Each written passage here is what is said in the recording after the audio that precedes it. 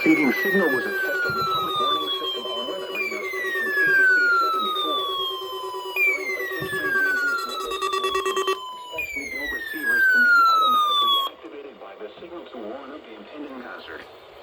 Tests of the signal and receiver's performance are normally conducted by the National Weather Service between 11 a.m. and noon Eastern Time each Wednesday.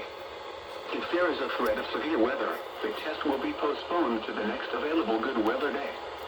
Reception of this broadcast, and especially the warning alarm tone, will vary at any given location. This variability, normally more noticeable at greater distances from the transmitter, can occur even though you are using a good quality receiver in good working order.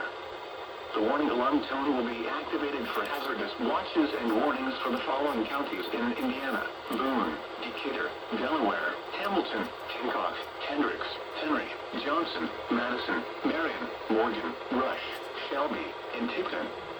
This concludes the weekly test of weather radio station KEC74.